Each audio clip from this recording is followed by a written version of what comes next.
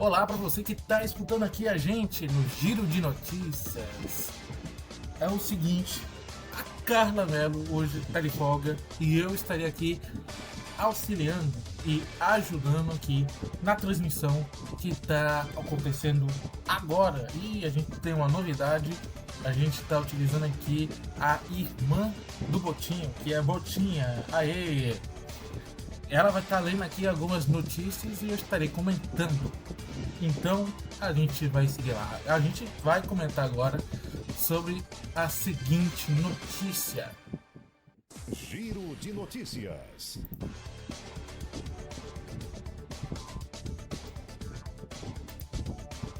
Aponta Anuário da Segurança Pública no Tocantins.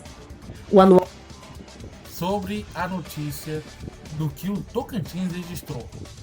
Tocantins registra aumento de 52,8% no número de feminicídios, aponta Anuário da Segurança Pública no Tocantins.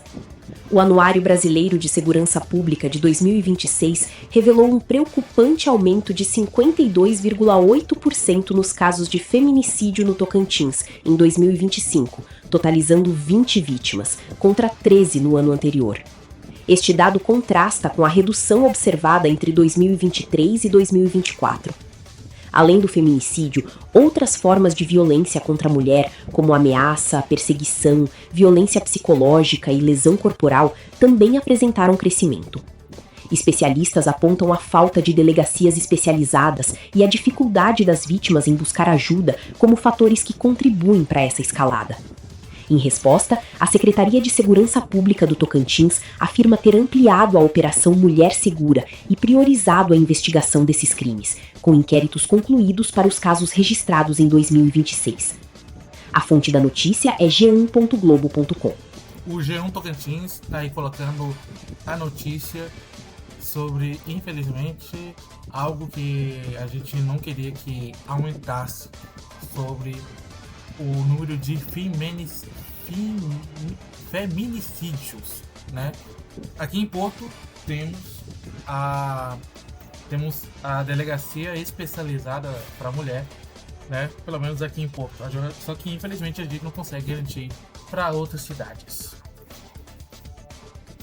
Tem agora a outra notícia. O médico é investigado após registrar 199 ultrassonografias em um único dia. O Ministério Público do Tocantins abriu uma investigação para apurar possíveis irregularidades na atuação do médico Francisco Alves da Silva e a sua empresa Cline Alves, Ultrassom e Imagens LTDA.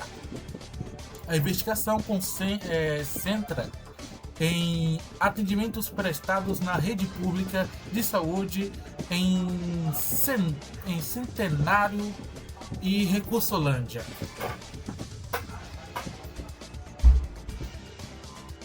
É isso mesmo. E um dos pontos de atenção é o registro de 199 ultrassonografias que foram realizados em um único dia.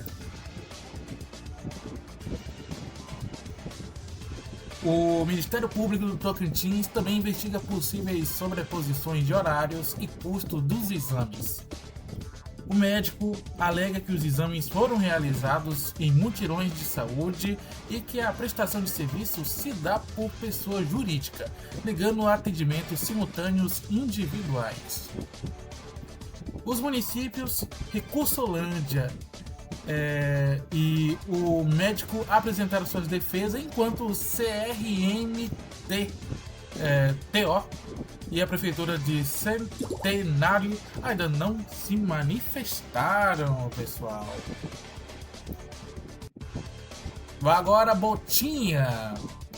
Apostador de Araguaína fatura mais de R$200 mil na Loto Fácil na Loto Fácil. Até queria. Uma aposta realizada em Araguaína, Tocantins, foi a grande vencedora do concurso 3743 da Loto Fácil, faturando R$ 219.528,17 ao acertar os 15 números sorteados. Dá pra fazer o churrasco. O bilhete simples, registrado na lotérica Boa Sorte, competiu com mais de 4 milhões de apostas.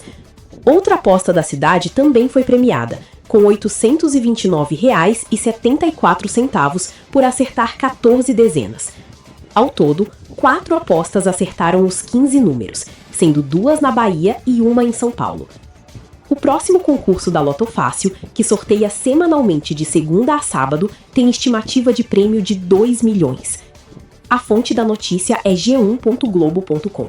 O nome da lotérica entrega o que se pede.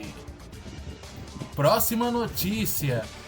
Justiça afasta policiais penais suspeitos de facilitar regalias a presos e movimentar 2,6 milhões de reais. 2 policiais penais da unidade prisional de Araguatins, no Tocantins, foram afastados de suas funções por suspeita de envolvimento com um esquema criminoso investigado pelo Ministério Público.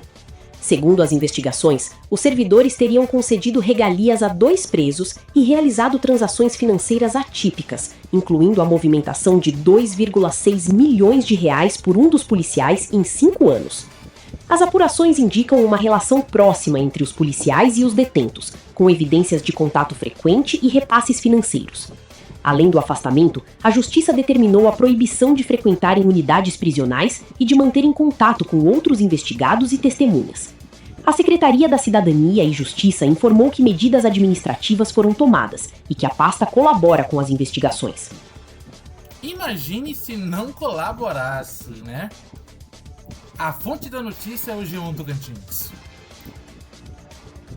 Servidora pública e bebê morrem após complicações na gravidez e geram comoção na web.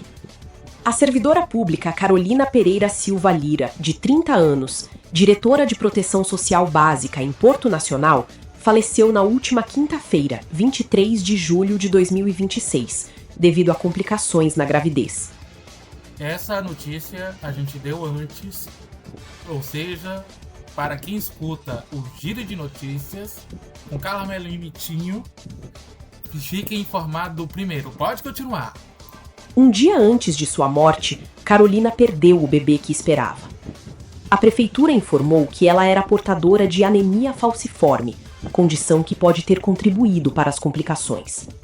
A morte de Carolina e seu bebê gerou grande comoção nas redes sociais, com amigos e colegas lamentando a perda e destacando a dedicação e generosidade da servidora em seu trabalho de assistência social. A secretária de Assistência Social descreveu Carolina como uma pessoa que iluminava os ambientes e fazia a diferença na vida de inúmeras famílias. O velório e o enterro ocorreram na sexta-feira, 24 de julho de 2026. A fonte da notícia é g1.globo.com. E lá vem próxima notícia.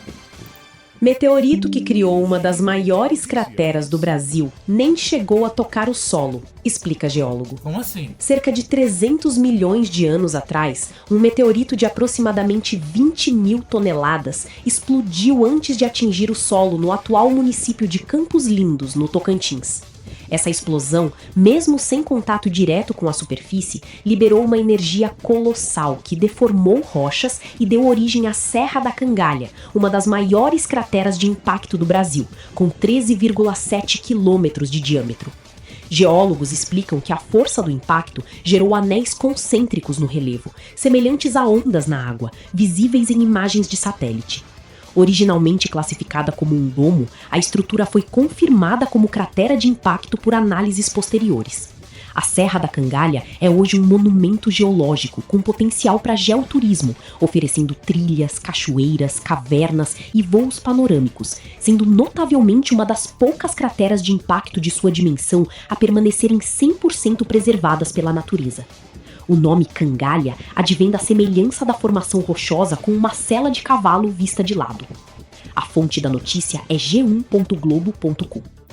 Que curiosidade é aqui no Giro de Notícias.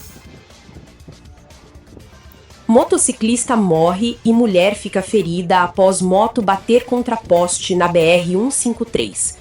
Um trágico acidente na BR-153 em Araguaína resultou na morte de Alexandre Amaral dos Santos, de 54 anos, após a motocicleta que ele pilotava colidir contra um poste. A esposa do motociclista, de 35 anos, que estava na garupa, sofreu ferimentos e foi socorrida pelo SAMU.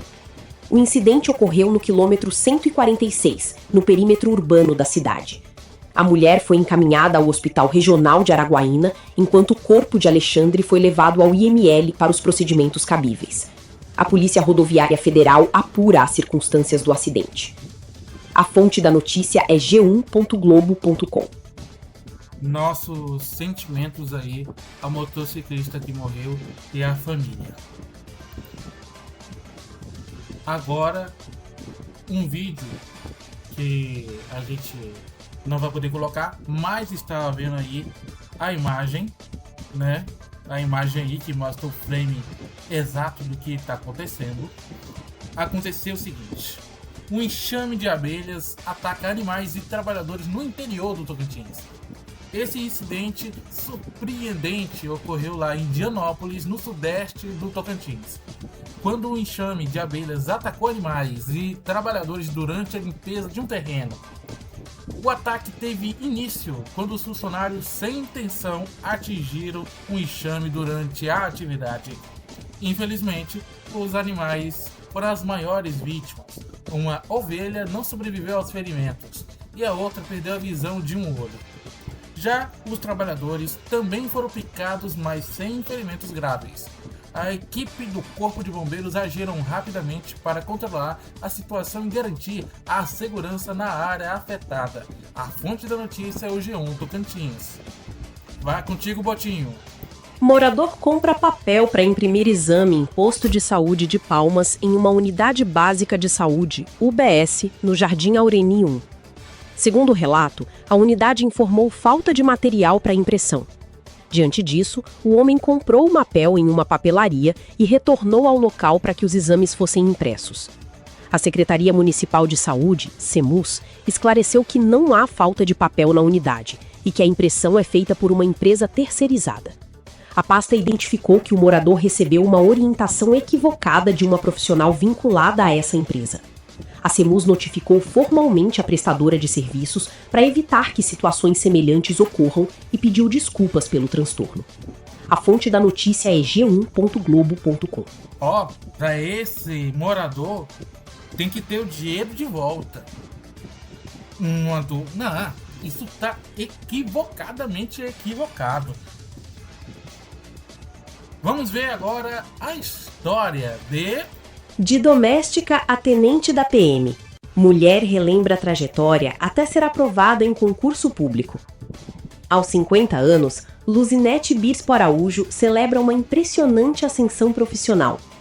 Vinda de uma origem humilde no Tocantins, ela iniciou a vida adulta cedo, trabalhando como empregada doméstica desde os 12 anos para ajudar a família. Sua jornada incluiu mudanças para Brasília, onde conciliava longas horas de trabalho com estudos noturnos para concluir o ensino básico e médio. Retornando ao Tocantins, Luzinete dedicou-se intensamente à preparação para concursos públicos, culminando na aprovação na Polícia Militar em 2001, aos 26 anos. Após 25 anos servindo à segurança pública, ela alcançou o posto de primeira-tenente, um testemunho de sua determinação e superação, refletindo também um debate social sobre mobilidade e inclusão. A fonte da notícia é g1.globo.com. É isso aí, por mais histórias como essa, a gente conta e mostra por aqui. Tocantins suspende queimas controladas sob risco crítico de incêndios. Veja o que muda. O governo do Tocantins decretou tolerância zero para o uso de fogo, suspendendo todas as autorizações de queima controlada no estado. A medida, que entra em vigor nesta segunda-feira, 27, e vai até 31 de outubro de 2026, visa combater o risco crítico de incêndios florestais durante o auge da estiagem no Cerrado. Dados do INPE revelam um alto número de focos de calor no Tocantins, especialmente em municípios como Mateiros e Lagoa da Confusão, que concentram as maiores preocupações. A proibição, que se estende a propriedades rurais, unidades de conservação e terras indígenas, busca proteger a biodiversidade e a fauna silvestre, além de representar um avanço em estratégias de governança ambiental, ESG, com previsão de multas e sanções para os infratores. A fonte da notícia é g1.globo.com. É isso aí, próxima notícia. Formação rochosa onde a água escorre naturalmente, conhecida como pinga, encanta turistas no TO. Uma formação rochosa singular, apelidada de pinga, está atraindo visitantes ao município de Sampaio, no Tocantins. Localizada às margens do rio Tocantins, a estrutura geológica permite que a água escorra naturalmente, criando uma pequena e encantadora cascata. Além da pinga, com sua nascente de água cristalina e esverdeada, o município oferece outros atrativos naturais gratuitos, como praias e cachoeiras, tornando-se um destino promissor para o ecoturismo. Para acessar a nascente, que fica a aproximadamente 500 metros do porto da cidade, é necessário o uso de barco. A orla local também serve como ponto de partida para embarcações que levam a bancos de areia e ilhas formadas no rio durante a estação seca, além da Praia da Amizade, que oferece estrutura completa de lazer. A fonte da notícia é g1.globo.com. É isso aí. Eu espero que o Lula não saiba disso para não beber tudinho, né?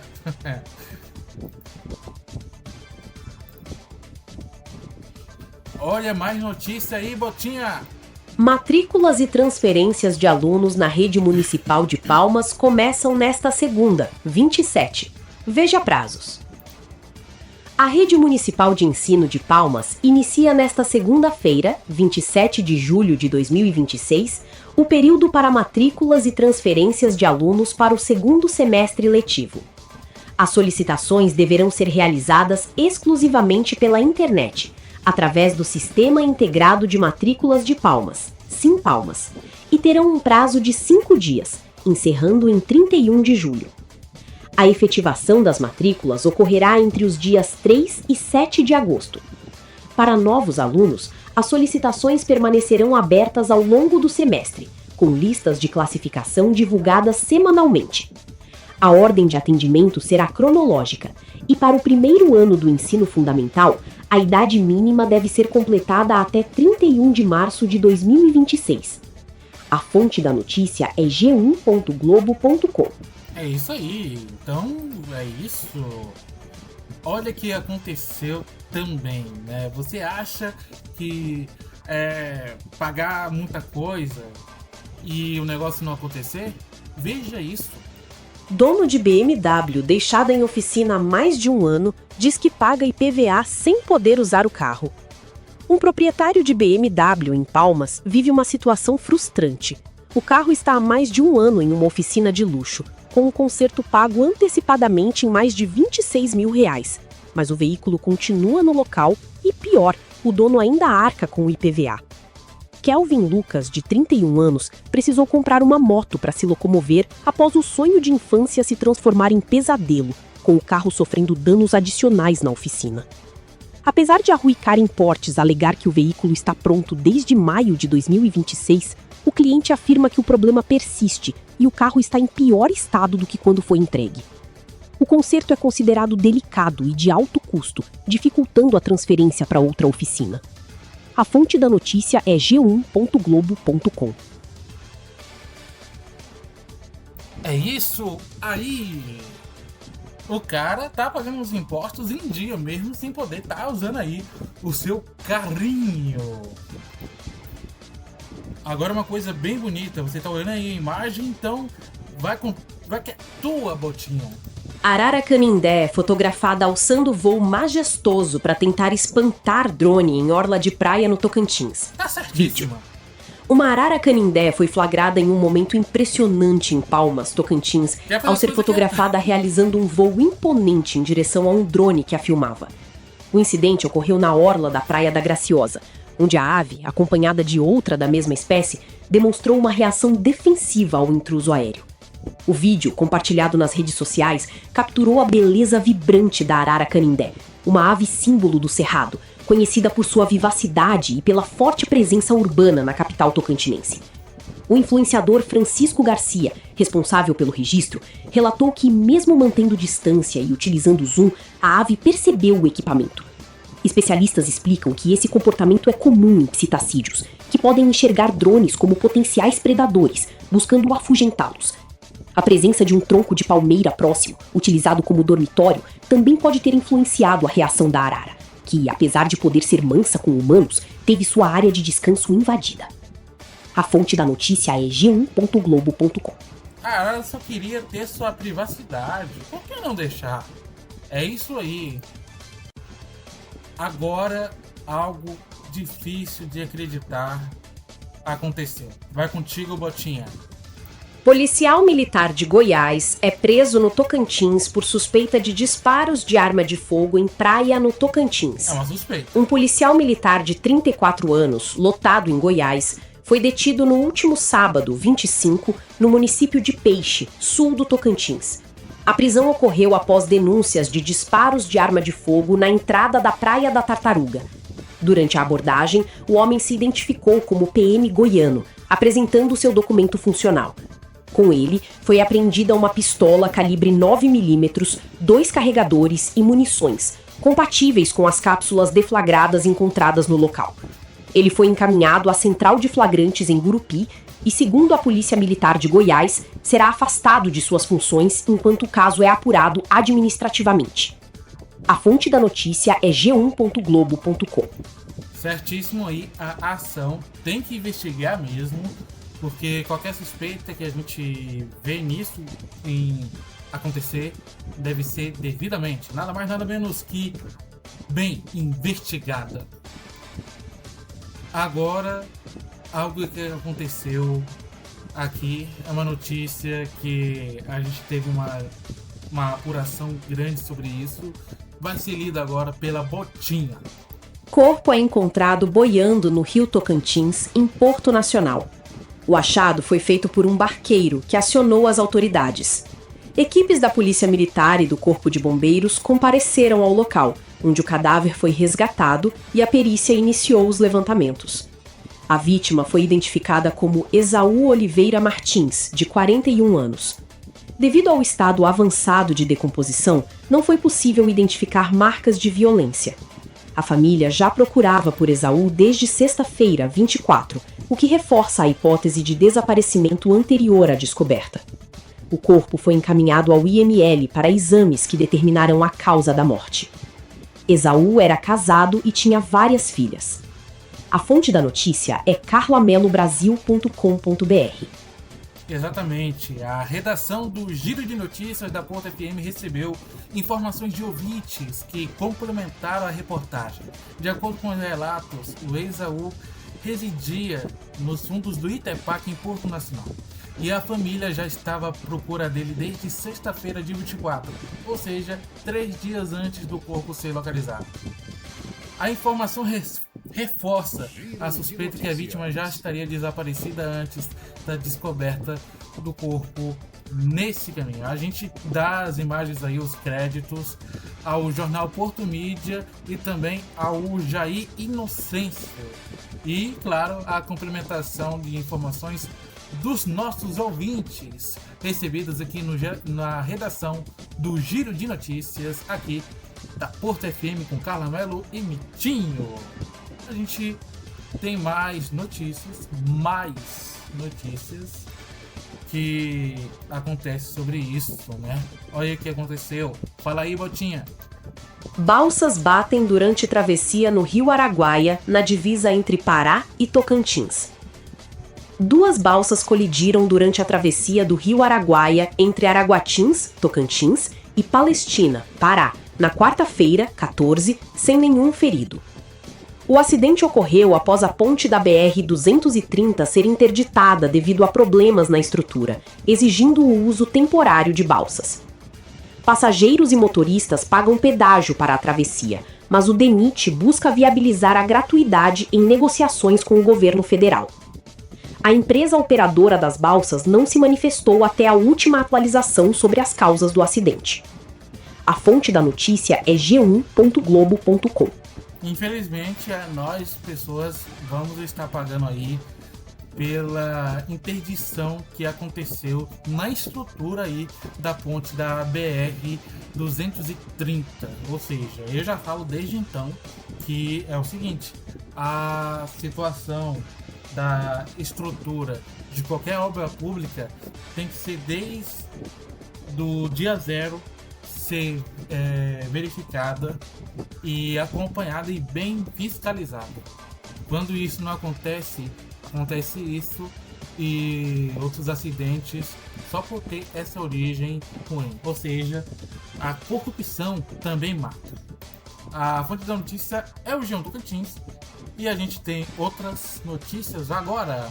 TCU aponta falhas em planejamento da reconstrução da ponte entre MA e TO. Obra executada após o desabamento em dezembro de 2024. Inclusive a ausência de projeto básico e orçamento insuficiente. O colapso, ocorrido em 22 de dezembro de 2024, resultou em 14 mortos, 3 desaparecidos e danos ambientais, com transporte de substâncias tóxicas. A nova estrutura foi concluída em 1 ano e inaugurada em 22 de dezembro de 2025, após implosão das partes remanescentes. O TCU recomenda a adoção de contratos de planejamento mais rigoroso e a vinculação de pagamentos a serviços efetivamente realizados em obras emergenciais. A fonte da notícia é g1.globo.com. É isso aí, que as falhas sejam resolvidas.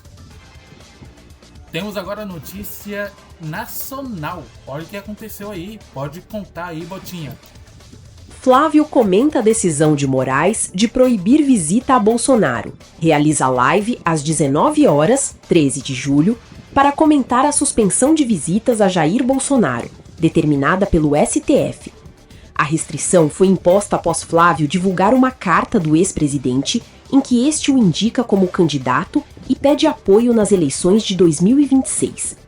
A proibição de visitas dura 90 dias, válida até 11 de outubro, após o primeiro turno das eleições, 4 de outubro. Moraes justifica a decisão ao afirmar que Flávio usou a visita para obter e compartilhar o documento, violando a restrição de Jair ao uso de redes sociais. A fonte da notícia é www.poder360.com.br. Agora, né, essa carta aí foi questionada aí pelo excelentíssimo juiz Alexandre de Moraes e aquelas outras 4 cartas. A regra tem que valer para uma e para outra também, não tem que valer? É isso que acontece. Só quando interessa. Infelizmente a justiça tem que estar com esse padrão de rapidez para outras coisas também, como o caso de agressões contra as mulheres, contra pessoas de gênero, que também é gente que paga seus impostos em dia, contra as pessoas de bem que só querem sair, trabalhar e voltar para casa sem ser roubados. É isso que a gente quer. E a gente quer essa velocidade com agilidade para essas pessoas também. E para terminar, olha que o Flávio diz sobre o que está acontecendo. Pode falar aí, Botinha. Flávio diz que Bolsonaro é perseguido e um homem censurado. Um homem censurado.